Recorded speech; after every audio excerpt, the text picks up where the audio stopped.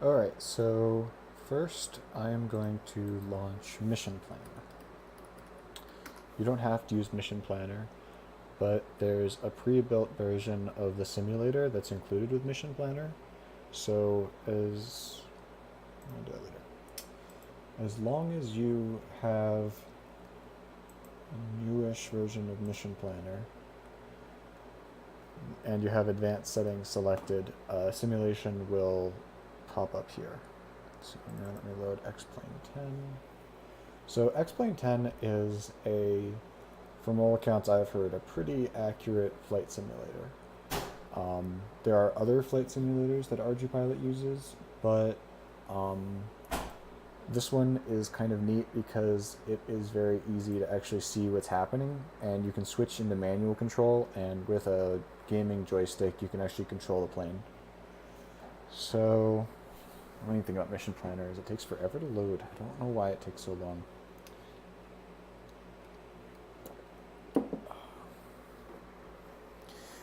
Basically, the ardupilot code can be run on any computer. It's very portable. So right now, the ardupilot code, instead of being run on a Pixhawk, is going to be run on this computer. So it doesn't need to have a Pixhawk to run on. The ardupilot code will get sensor inputs from the simulator, and it'll send control outputs to the simulator. So it's essentially pretending that it's flying the simulated aircraft. So you can simulate multi-rotors and planes. I mean, you can't simulate multi-rotors on X-Plane. All right, cool. So right now I just have the basic I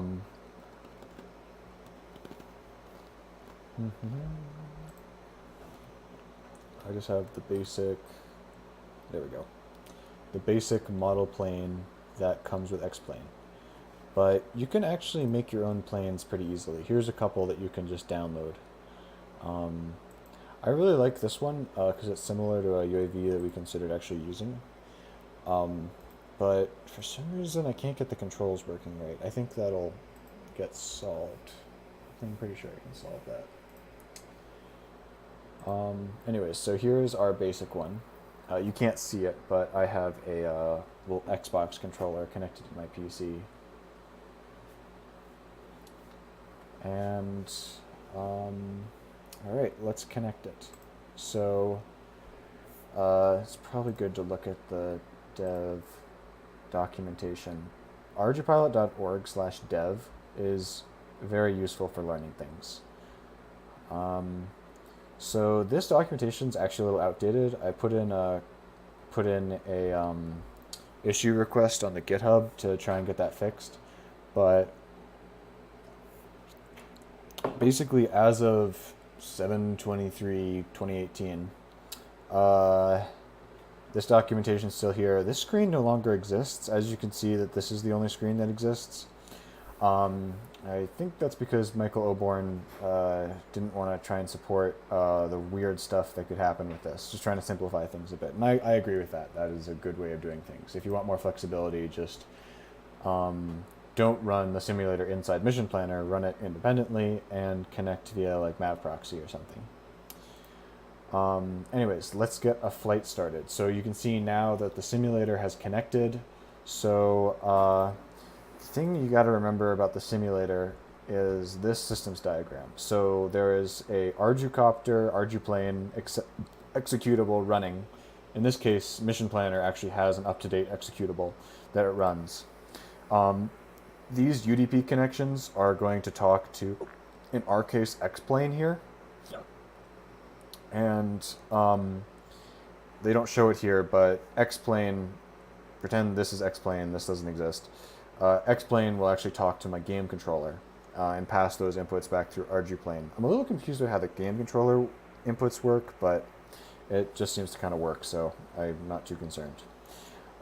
Anyways, so here you connect over TCP at either this or this port. So right now, Mission Planner has created a Mavlink connection between the ardupilot executable and mission planner. So it can get all the telemetry and it can do things. So right now I'm going to go into flight plan and I am going to add some waypoints. So let's add a waypoint here, here, here, here, here, here, here, here, here, here, here, here, here, here. So now I'm going to update these waypoints a little bit. And so remember, you can add waypoints via the mavlink, the C mavlink interface, or the Python mavlink interface, the one that we've been using on UAS to stream the telemetry data off. So waypoint 1 is going to be a takeoff, altitude 10, altitude 30. So remember, if you put in waypoints that the plane can't hit, it'll have to do creative things to hit those waypoints. And from our point of view, that's not really what we want to do. I'm still a little bit trying to figure out how it is that we want to avoid obstacles with these. Let's just get this up to a nice altitude. This is not perfect. Eventually, we're going to need to write an algorithm that either has some sort of obstacle avoidance code using maybe like the sensor detection algorithms, or maybe the so here it's at a good altitude, so around waypoint here we're going to want to get it. So now I'm going to add some landing waypoints too. So 80, 60, 40, 20, 10, 0, and this is going to be our land. So I put the waypoint radius as 1. You would think that it would follow the mission more anyways, I'll show you some of the funny things that can happen here. So I'm going to write the waypoints. I'm going to go to flight data. So I'm going to go to actions. And I am going to, so I don't know if you can hear this, but I'm going to, first I'm going to arm, now it's armed, and it's set, and now I'm going to set mode to auto. So, oh, oops. Oh, landing brakes are still on. I'm going to press B.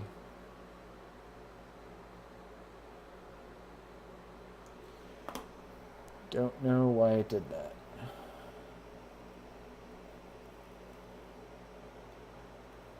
So I am not controlling the plane at all right now. It is just doing its own thing. So I think we're going to have to get kind of used to the weird stuff that ardupilot does to account for the waypoints, because I'm not entirely sure what its parameters are, but it's going to try and hit the waypoints in whatever order we told it to. And you see right here, it's got that one very close, but it went way off over here, and it's not exactly caring about getting off over here. So, if we had a target over here that we have to avoid, then that's going to be a problem. So I just think it's so much fun watching this thing fly around. It's quite pretty.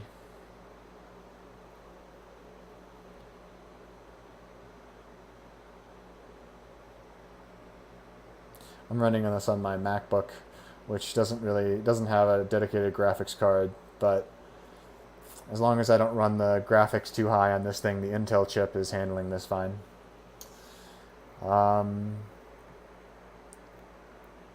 X-Plane is mostly single-threaded according to the forums, so as long as you have a decent processor, you're going to be fine.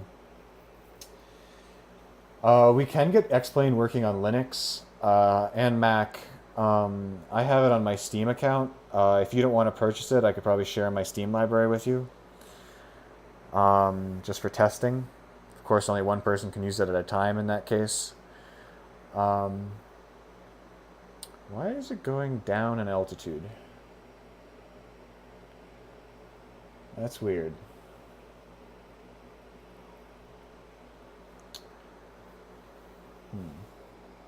See how my recording's doing? Good. The recording's doing fine. So, here's when we wait. It's going to take a little bit for this to get back, so in the meantime, I am going to explain a little bit about software in the loop. So you can set up software in the loop. Normally, you don't get this nice visual interface. You can use Flight Gear, which is an open source version of X-Plane. I've heard it's a bit buggy, but I have X-Plane. I bought it, so I'm fine with using X-Plane. Eventually, we don't have a Windows computer in the lab, so I imagine that we're going to be doing some of our testing on Linux. It seems to work fine on Linux. I don't know if I want to bother with the visuals, so I think we'll probably be using something like, a physics simulator doesn't necessarily have to have a visual front end. In case you haven't noticed, I'm flying on Webster Field in Maryland because that's what we're going to be flying on later. The map isn't perfect. It's missing some things. All right. So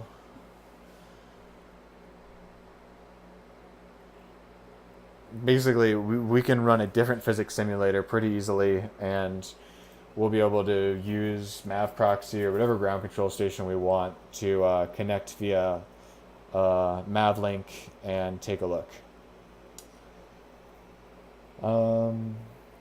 I think that obstacle avoidance is actually going to be one of the most difficult issues. Last year on the team, we did not emphasize it, but it is very important. And